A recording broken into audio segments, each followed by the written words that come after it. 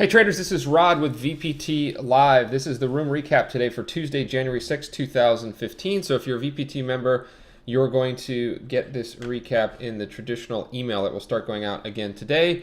If you saw an email that I'm streaming live, you can listen to it live right now. So this is how I'm going to be doing it in the future. So for today, Tuesday, January 6, 2015, we want more days like today.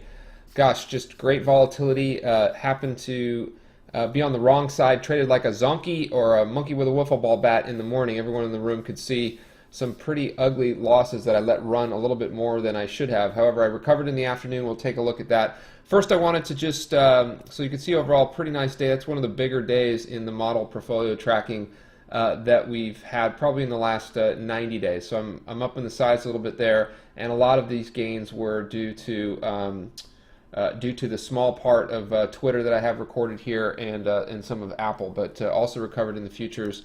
Futures ended up the day about positive $2,500. And I took a small ES. I just have one lot that I'm trading in the Globex overnight. So a couple things I want to mention. Twitter just popped over 38 convincingly. You heard me mention that many times in the room today. So against an ugly tape, they were buying the Tweety Bird, and that really worked out extremely well. Apple closed kind of poorly along with Facebook. Those are two that we're looking for a little bit of strength to come in since I got the calls on those. USO closed closer to 18 than 19. I have about 500 shares of that, and I didn't write any calls. I'll talk more about that in the room tomorrow.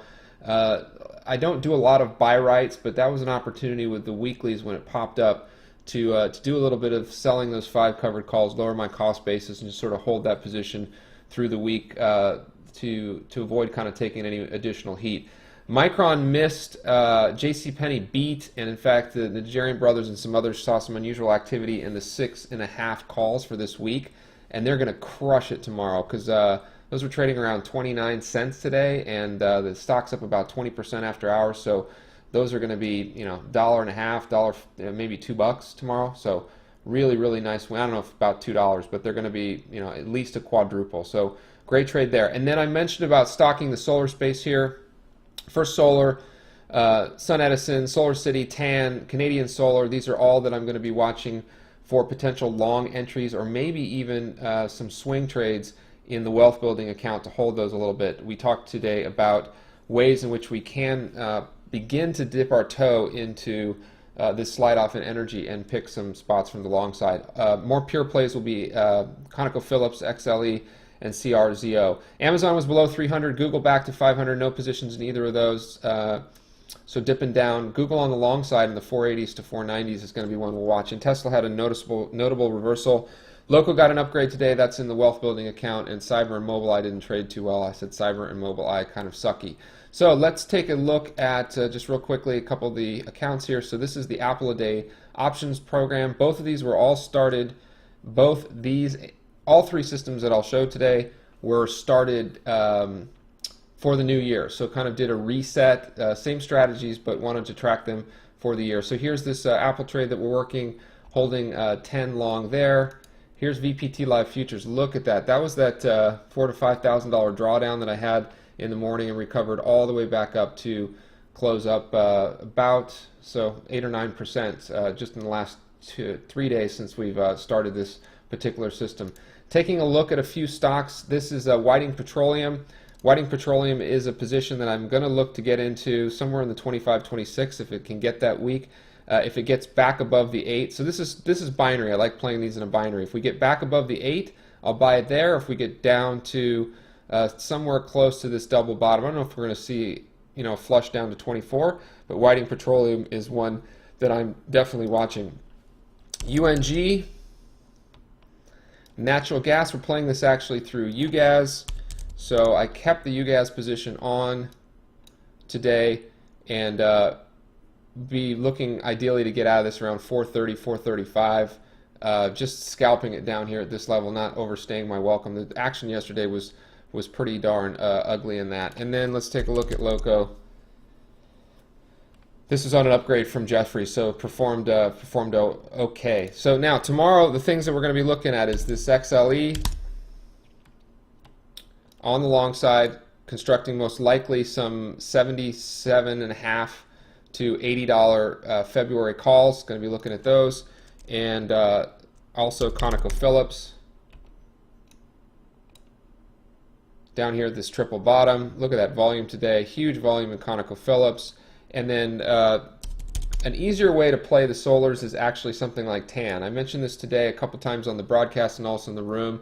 I haven't had a lot of success with this. It's sort of a slow mover, but a much easier way to just get a bucket of, I don't know anything about the cost basis. I'm not sure this is something you want to own for a long period of time, but it doesn't seem like it decays too badly, or that it doesn't track the underlying, which I have no idea what the underlying are, but I'm imagining they're Solar City and Sun Edison and First Solar and all the plays that it should be. Let's take a quick look at First Solar.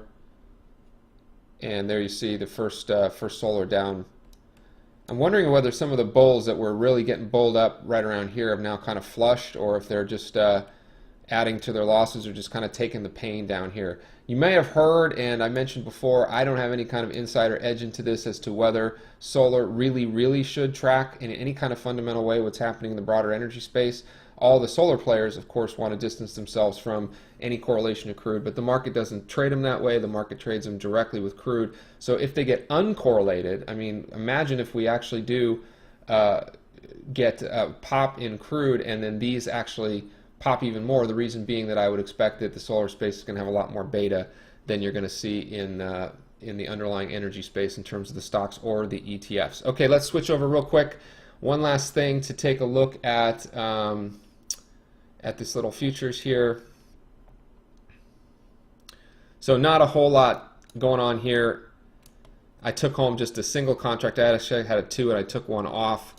You know, I'm looking to bid some more down here at 84.75 and 87.75, and I think those are the lows of the day. So it'll be a risk-based stop somewhere around $600 to $800 overnight. If we really sell off in the Globex, I'll just wake up tomorrow with a loser on my hands, or potentially a winner. But I like, you know, we're in the third or fourth day of this big sell-off, and I would expect a little bounce to pop in here. Everything else being equal in terms of sort of geopolitical or any events that happen overnight. All right, so we'll leave it there for now. This is Rod with VPT, reminding you to always trade like you mean it, and we'll see you tomorrow. Not on the live stream, but we'll see you in the go-to webinar. If, you can shoot an email to support@virtualproptrader if you are not receiving that or have any questions about how to get in and trade live with us if you are a member. If you're interested in a 10-day trial for $10, you can go to vptlive.com. Which is a site that's not even really live yet, but it should work enough for you to get on the trial, vptlive.com, and check it out there. All right, so that is it. This is Rod with Main Street Alpha and Virtual Prop Trader, reminding you to always trade like you mean it. Thanks. Have a great evening.